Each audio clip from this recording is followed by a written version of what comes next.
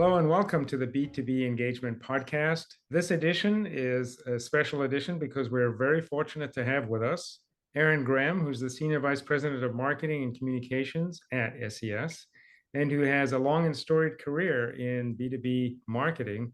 And we're going to learn a lot from him, particularly about the complex sale and something very interesting and often misunderstood, the brand building in B2B companies, particularly around technology and complexity.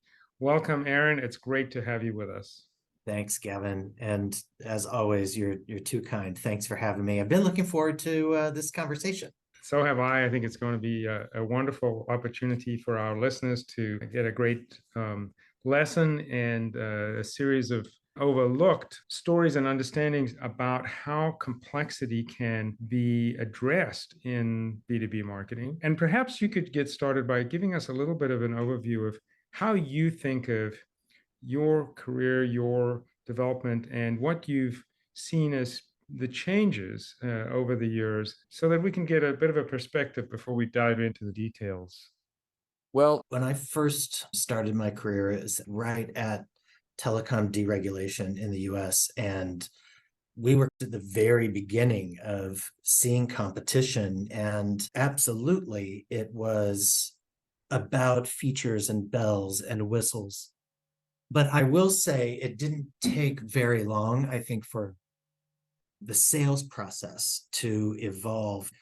We know today, obviously, that when you're talking about a relatively complex or a high dollar technology sale, that things have shifted to be a much more personal, consultative kind of engagement. Right. But that shift, I think, has been happening over really the last 20 years.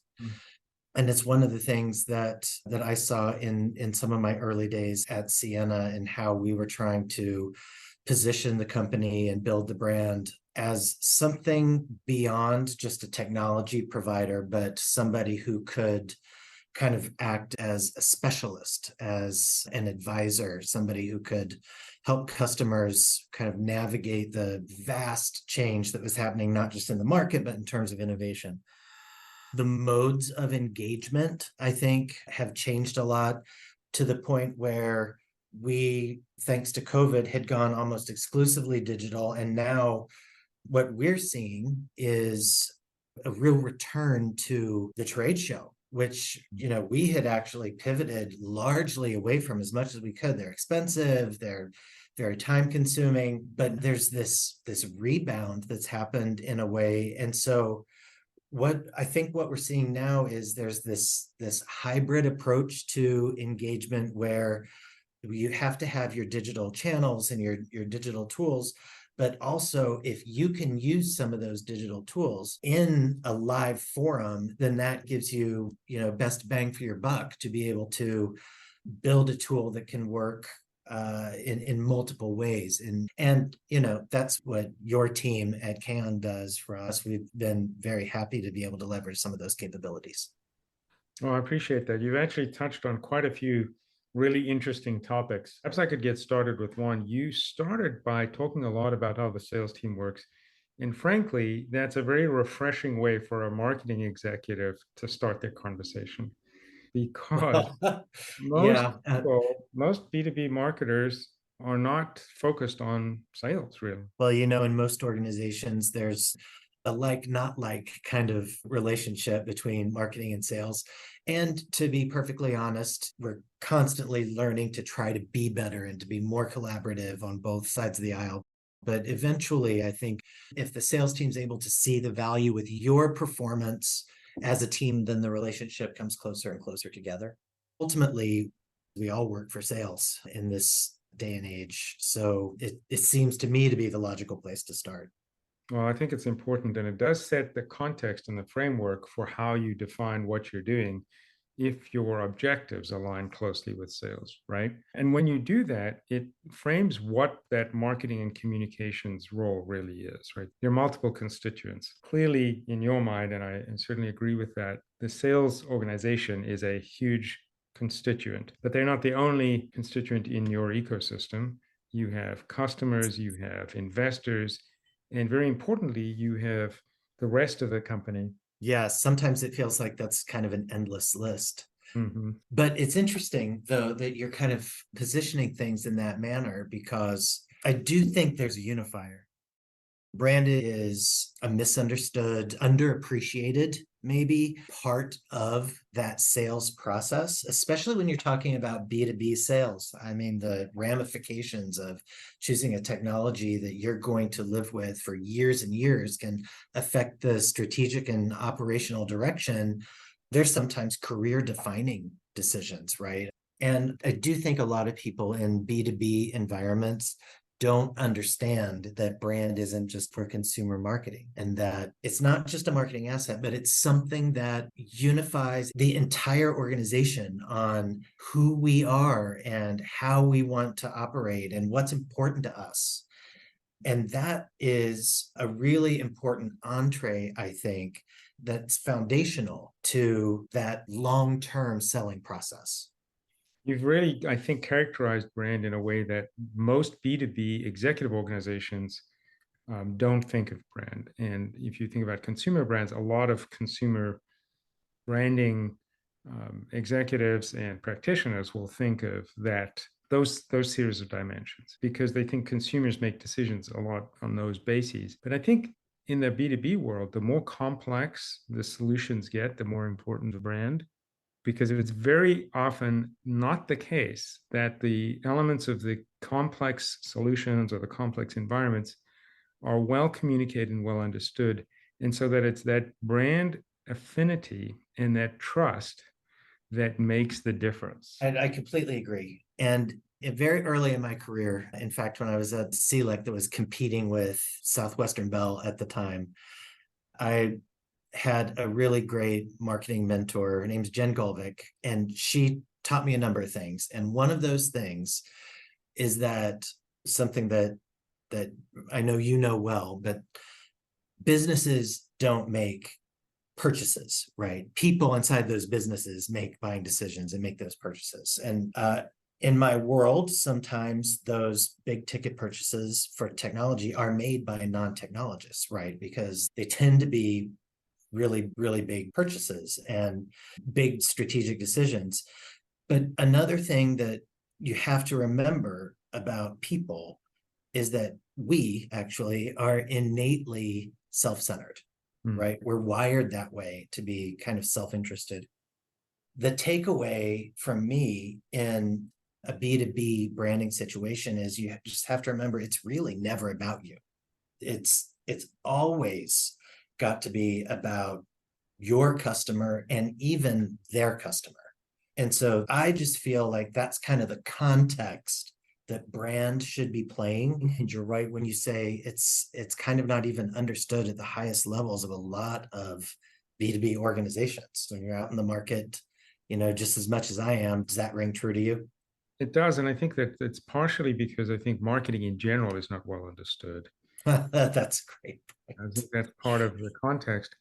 But I also think that there is this bifurcation of B2C and B2C and B2B brand understanding. And here's where I think that this is why it's important as a context for this complexity discussion we're having and all of the consequential sales impacts that they have is I think that the people who aren't involved in brand building often think of the brand as we can build a brand, we can tell people what we're about, right? And that's literally half the picture. And it's the lesser important half. Absolutely. The more important half is what they experience from you.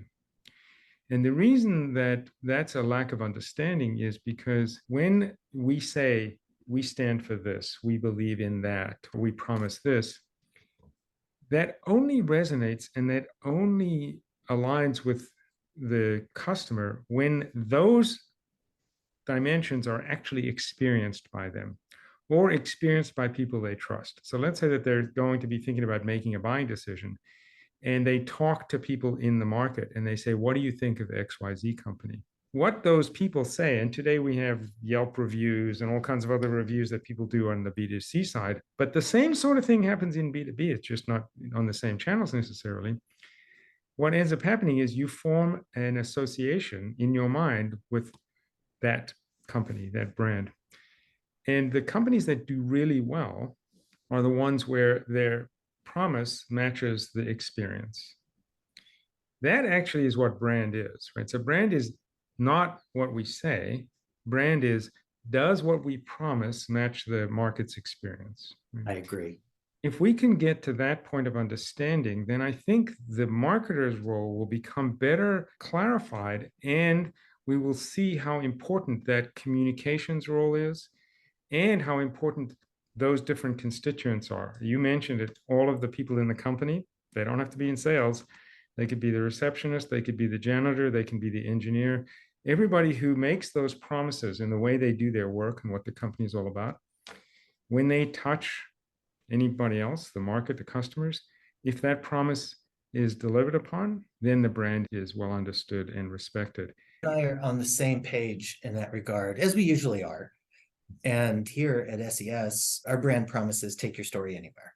Mm-hmm. And when we went through, it's a rigorous process to kind of develop how you want to position your brand. But we did set out to make sure it was a promise that put you in the center of our brand, that gives that it's actionable, that you're in control, take your story anywhere, and that anywhere is both literal and figurative, right? In our case, it's literal in that we're helping our customers get their content any place on the globe via satellite, or in a figurative way, say it's our employees whose career story is something that they want to take ownership of and take it where they want to go. And one of the things that SES is really good at is moving people around the business and giving people exposure to different geographies and functions. And it's a real strength of this business. To me, what that kind of translates into is that everything about this business is designed, and we're making decisions with this in mind to help you achieve your ambitions, whether you're a customer, whether you're an investor, or whether you're an employee, right? So hopefully that then kind of is laying the groundwork to help get us at the table, so that then the next step is, well, let's talk about how we do that. What are the different things that we can do so that you, Mr. Customer, can take your story anywhere? See, the brilliance of that, I think, is that, first of all, it gives you the credibility to be at the table, but it also allows you to reveal your value story based on the customer's benefits first, rather than those features that we talked about earlier, right? Yeah. In the old days, and when I say old, I'm talking old because I am You're not that much older than I am. In the old days, we would always talk about features and benefits with respect to colloquial feeds and speeds, right? Yeah. We have more bandwidth, we have faster transaction times, et cetera, et cetera. And as you mentioned, I think there was a time and a place for that.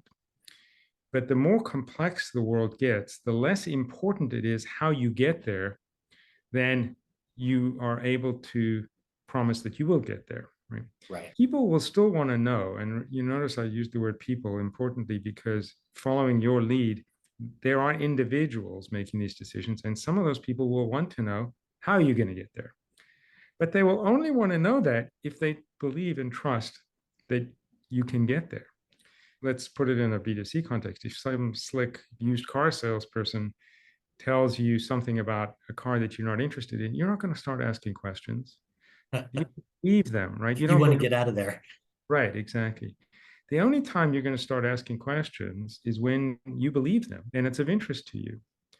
And so your brand building focus is, and that's why I said it's ingenious, is because it gets you to the point where the rest of that conversation is built around that trust and a mutual interest in getting them there. If somebody has no ambition and they're very happy with the way things are, then frankly, your value proposition is not going to appeal to them. Yeah. So why spend time trying to persuade them or convince them or manipulate them into doing something different, because it's not aligned. So what you've done is you've filtered out those prospects who are never going to buy from you, and you have drawn in all of the ones who ought to be at a minimum contemplating buying from you. And I think that's really one of the strengths of your strategy and your approach. I appreciate that. Obviously, it wasn't just me, but a whole bunch of people who kind of landed there. But even so all of this is true and it helps you to get the seat at the table, but still, I mean, we're talking about, I don't want to diminish that part of the process where you do still need to convince your audience, your customer, the person across the table from you, that you can bring value. There's a very important part of the process where, to use your words, speeds and feeds have to come into play and have to make that accessible, I think, to a lot of different kinds of people. And so one of the things I was curious about what you're seeing in the market is the kinds of ways that you're seeing your customers, or ways that have impressed you, how people are able to make a highly technical story more accessible to the average audience. Well, it's an interesting question, and I'm not sure that there is a panacea out there, but I think that the general approach of understanding personas and what people care about is important to start with, because different people are going to care about different things. So as we've changed this model, as you put your customers first, the experiences that really work have changed from here's what we do to here are the challenges that you have, and here are the key issues that you're going to need to address in order to solve those challenges. For example, in your environment, I would imagine you have multiple personas in the buying ecosystem, not just engineers, but there's the financial buyers, and there's the customer service buyers, and all the others. Each of them cares about different things, and each technical dimension for them is going to be different. So, for example, the financial buyer is going to have some technical issues. They want to understand what the net present value is going to be of their investments, and what the depreciation curves are going to look like, and what the return on investment is, and the total cost of ownership. And all of these are technical issues in the financial world.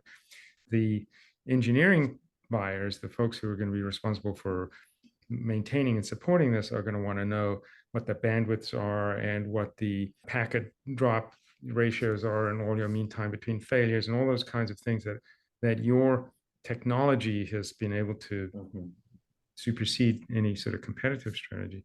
So the first thing you do is you identify who we're talking to, and then what they might care about.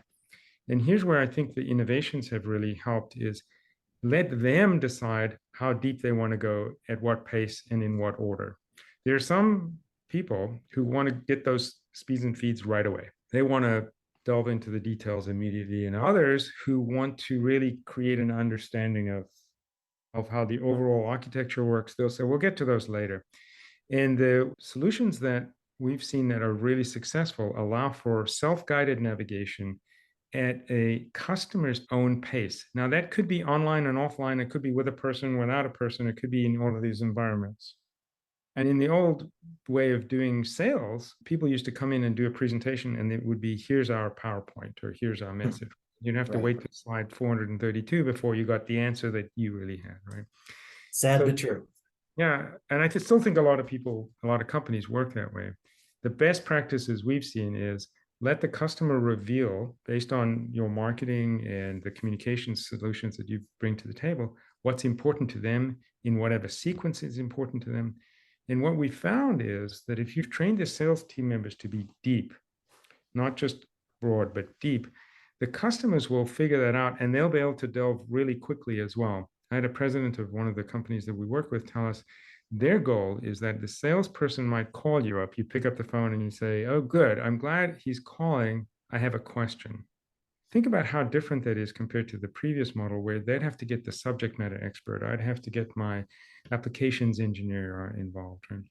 So what I think we need to do is we need to train our team members differently to be the deep level of knowledge. And we also need to provide access to whatever level of depth is important whenever the customer is ready and at whatever pace they want. And do you find that as a result of prospects' access to this kind of information, that they're more willing to ask those deeper questions? I think not only are they more willing, but they are more engaged in the whole process. You mentioned the word engagement, and my supposition is your communications role is no longer a broadcast role. It's an engagement role. And so the more you can get your customers and prospects engaged in a dialogue, in an interaction, in a community, the better you are able to serve them. And the reality is today, we need to stop thinking about trying to persuade people to buy stuff, and we need to be helping them. And when we help them, they'll buy. I Right? think you just said the magic word, as kind of going back to that point of people being self-interested. If you can genuinely be helpful in the process, then you're 3/4 of the way there. And that's what we try to do. We try to help customers educate themselves because we know people self-educate before we ever have a conversation with them. And we try to facilitate a conversation versus simply presenting information. But it's like you said, it's no longer just one way. And my question really, I think, around that for you is you actually have innovated a whole new way of solving problems. SES has got a different approach to delivering stable infrastructure from what a lot of people think of as the only way they can get that infrastructure, right? And so Absolutely. There was a time when satellite was kind of viewed as last resort connectivity, right? And people, I was going to say didn't, but it's still the path we're on. We're still helping people to understand that now, with the different kinds of technology that's available, actually, there is such a thing as high performance satellite connectivity. And what that means is anywhere in the world, you can have access to virtually anything. And that's special. That's not just helping our customers, but that's helping their customers. And that's one of the things that kind of jazzes us at SES, is that we're excited to be making a difference. well, I think that's part of the success trajectory that you're on. I think, first of all, my experience is that sales is the transfer of enthusiasm. So you clearly have that enthusiasm. And as a company, you have that enthusiasm and it's available to be transferred. But once the customer has that enthusiasm, then I think that you've got a partnership and you've got a relationship that's different from a customer vendor kind of relationship. And I think importantly here, and in your experience, the world has changed and you've driven a lot of that change. So getting them to the point where they might say, oh, I didn't know that, right? That's not about you as a company or your products. It's about the reality and possibilities that are now available to people that weren't in the past. So there's a sort of this whole education, right? I love that you mentioned that, because one of the things that we're kind of moving toward, and we've just started doing this, is kind of moving away from traditional, case studies, but rather kind of showcasing a customer who we see who's really innovating with the capabilities that we're enabling them with, and doing a really deep dive with the different constituents who are a part of that organization and also their customer. First one that we've tried to do this approach with is Vodafone in the Cook Islands. There's a ton of different islands that are a part of Cook Islands, and connectivity is not a given. There are a lot of places in the world where connectivity is not a given. And to have access now to the kinds of resources that were never available to them in terms of healthcare, in terms of education, they're really phenomenal stories that shows the partnership between Vodafone and SES and the kinds of things that we can do together. But the star is Vodafone, right? And that is the direction that we want our brand to go, is we're a facilitator for you to be a star. Yeah, and sometimes that's an unexpected direction. You're giving them the opportunity, as you said. I love the metaphorical reading of your brand, which is they can go anywhere, places they didn't imagine they could go, right? So part of it, I think, is we can deliver these services that we didn't used to be able to deliver, or we can change the way that we're doing things. And I think it's that unexpected outcome from the innovation that I think is so exciting and important. And I think that's really sort of a key characteristic of breakthrough innovations, is that they deliver unexpected results. The trajectory is non-linear. Yeah, It's kind of that's what a good happened. observation. It's kind of what happened with the Gutenberg printing press. Is the market for printing presses with Gutenberg was Bibles, right? That's the only books that really were out there. But the unexpected consequence of the movable type printing press was secular books were able to be printed. That's not what set out to do, and it's not what the grantors of their license envisioned, but it is how the world changed, and we are in a different place from an education point of view because of that. And I think this is the kind of innovation that you're delivering is, and why that brand is so important. It's not about, well, we can stabilize your internet connectivity if you are a marine operator, which is absolutely true. But it's not the limit, right? That's not the reason. It's one of the capabilities. It's one of the functions, right? It's this, oh, we can deliver telehealth services in communities that never before even knew that existed, or Yeah.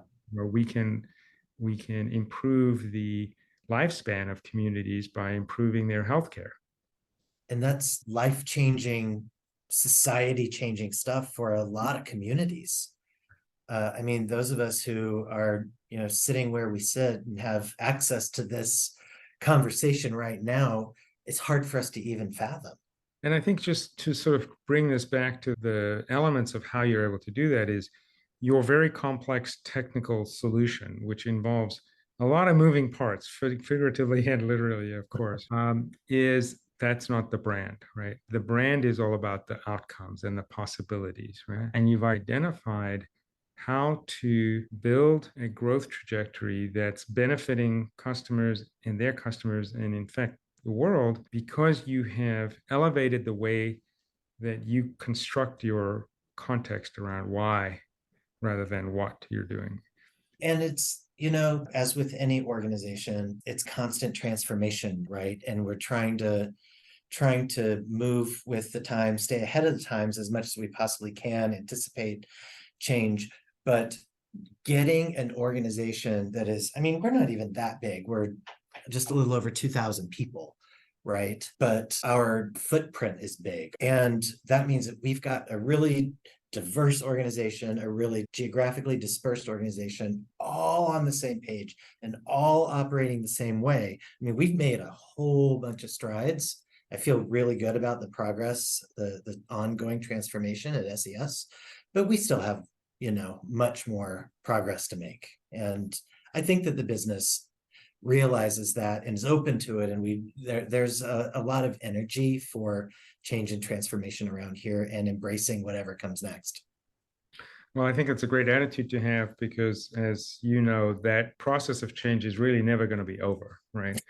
So developing that muscle memory around how to be a growth organization, not just growth financially, but growing in the way that you do things and how you adapt, I think is a really key to being successful in the long term. So that's a great attitude to have. It helps to have leadership at the senior most parts of the organization who are willing to embrace and embody these kind of lead by example characteristics, so that we can make sure that when we are actually out in the marketplace, our brand promise does ring true.